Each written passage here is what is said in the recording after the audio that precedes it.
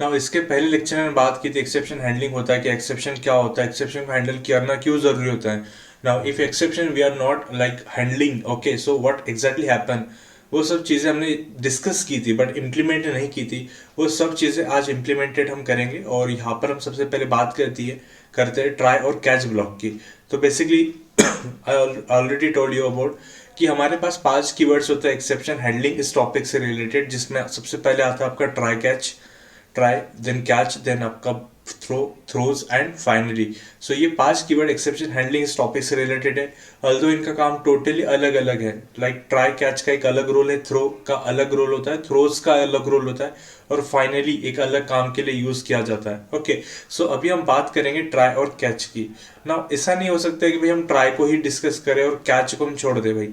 ठीक है, जैसे आपका इफ एल्स था, आपको पता है इफ एल्स स्टेटमेंट के बारे में कि इफ अगर कंडीशन ट्रू होती है तो इफ वाला ब्लॉक एग्जीक्यूट होता है, और अगर कंडीशन फॉल्स होती है तो एल्स वाला पार्ट एग्जीक्यूट होता है। ओके, जस्ट लाइक दैट यहाँ पर भी वही लाइक सिनेरियो है कि ट्राई के साथ आपको कैच हमेशा यूज करना होता है। हम बाद में देखेंगे कि कैच अगर नहीं होता है तो हम उसके जगह पर फाइनली को यूज कर सकते हैं। But if we are providing finally not catch, तो उसके डिसएडवांटेज क्या हो सकते हैं वो सब हम डिस्कस करेंगे। रूल्स की बात करेंगे, सिंटैक्स की बात करेंगे इस लेक्चर में। तो जैसे हमने देखा यहाँ पे डेफिनेशन में कि जावा ट्राई ब्लॉक क्या होता है, ऐसा कोड कंटेन करता है जो थ्रो कर सकता है एक्सेप्शन। मतलब आपको लगता है कि भाई यूजर यहाँ पर मिस्टेक कमिट कर सकता है, यस। जैसे अगर आप एग्जांपल के तौर पे बात करें, हम एटीएम में जाते हैं, और एटीएम में क्या होता है कि जैसे हम 500 रुपीज विड्रॉ करते हैं, but suppose total available balance अगर आपको 400 रुपीज है, तो आपका ट्रांजेक्शन कंप्लीट नहीं होता है, बट एक प्रॉपर एक मैसेज आपको मिल जाता है कि इनसफिशिएंट बैलेंस। ओके, तो लाइक यूजर को पता चल जाता है कि हाँ भाई कुछ तो भी प्रॉब्लम है एंड दैट्स वाई हमारा पैसा विड्रॉ नहीं हो सकता है। बट अगर सपोज ऐसा कुछ ट्रांजेक्शन हो जाता है, लाइक 400 से -500 कर रहा है, ओके, और वहां पर like because of like transaction और गलत इनपुट, उससे क्या हो सकता है कि आपका जो ट्रांजेक्शन है इनकम्प्लीट हो सकता है। सो सीधा सीधा यहाँ पे कहना यह है कि ये बहुत जरूरी हो जाता है सिस्टम में कि हमें एक्सेप्शन को हैंडल करना चाहिए, ताकि एक यूजर को प्रॉपर मैसेज मिले, यूजर को उनकी गलतियां का जो है वो पता चल जाएगा, रिपोर्ट क्या हमने क्या गलती की है, एंड लोग किया जाता है ट्राई और कैच से। ठीक है, तो अगर हम सिंटैक्स की बात करते हैं तो देखिए ट्राई के साथ आपको हमेशा स्टार्ट, मतलब जैसे ट्राई का ब्लॉक कंप्लीट हो जाता है आपको कैच लिखना ही है, और कैच ब्लॉक के अंदर आपको एक पैरामीटर पास करना है। नाउ आपको आइडेंटिफाई करना है कि भाई एक्सेप्शन एक्सेप्शन कौन सी है। ओके, एक्सेप्शन कौन सी है उसका आपको नाम लिखना है। अगर एक्सेप्शन मैच हो जाता है तो ही आपका कैच ब्लॉक एग्जीक्यूट होता है। यहाँ पे सिनेरियो बड़ा सिंपल है।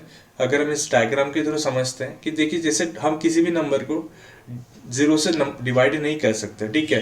अब देखिए हम सिंटैक्स के हिसाब से बात करें, in data equal to 10/0। Syntactically code बिल्कुल सही है, कोई इशू नहीं है, तो कंपाइल टाइम पर ये आपका सक्सेसफुली रन हो जाएगा। ओके, बट जब यहाँ पर हम देखेंगे कि जावा के जब इस प्रोग्राम को, इस लाइन को एग्जीक्यूट करेगा तो वो एक्सेप्शन को थ्रो करेगा।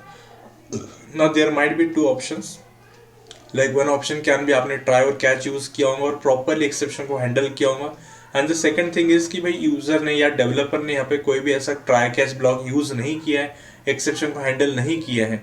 सो इन द अदर सिनेरियो यहाँ पे क्या होगा, यहाँ पर देखिए आप देख पा रहे हो जैसे एक्सेप्शन हैंडल अगर नहीं होती है तो एक्सेप्शन को प्रिंट करेगा, जावा करेगा खुद।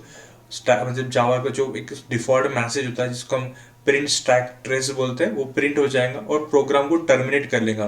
तो whatever the other lines of the code वो एग्जीक्यूट नहीं होंगी, but in case of exception handled देखेंगे rest of code will be executed. Okay, और अगर आप मैसेज देना चाहते हो तो वो भी आप कैच ब्लॉक के अंदर दे सकते हो। ओके, सो फाइनली के बारे में बाद में बात करेंगे। सबसे पहले हम बात करेंगे एक एग्जांपल की जहां पर हम एक्सेप्शन को हम क्या करेंगे, हैंडल नहीं करेंगे। Now what is the problem can be awkward वो देखेंगे, और नेक्स्ट थिंग इज कि जब एक्सेप्शन हैंडल हम करेंगे तो उसके क्या क्या फायदे हमें मिल सकते हैं वो भी हम देखेंगे। और यहाँ पर हम टारगेट करेंगे अरिथमेटिक एक्सेप्शंस को। ओके, सो हमारा बेसिकली अरिथमेटिक एक्सेप्शन भी यहाँ पर क्लियर हो जाएगा। सो एक काम करते हैं, उस लेक्चर को हम अलग बनाते हैं और अरिथमेटिक एक्सेप्शन देन हमें देखना है कि array index out of bound exception. जैसे आप देख पा रहे हैं यहाँ पर कि मैंने ऑलरेडी बताया आपको कि दो टाइप के एक्सेप्शंस होते हैं, चेक एक्सेप्शन एंड एक होता है अनचेक एक्सेप्शन। तो चेक एक्सेप्शन वैसे कंपाइल टाइम जो हमें एरर्स मिल रही थी अभी तक वही हमारे चेक एक्सेप्शन है, या इसके आगे भी हम जब फाइल हैंडलिंग के साथ काम करेंगे तो हमें एक आईओ एक्सेप्शन मिल सकती है, तो उसे हमें कंपाइल टाइम ही क्या करना होता है, हैंडल करना होता है या सॉल्व करना होता है, हमें प्रॉपर कोड करना होता है, ठीक है। तो वो तो करे लेंगे हम, बट रन टाइम एक्सेप्शन एक बड़ा एक इंपॉर्टेंट इशू है, क्योंकि आप नहीं चाहोगे कि कोई भी क्लाइंट आपका बाद में रिपोर्ट करे कि भाई ये तो काम नहीं कर रहा, ठीक है।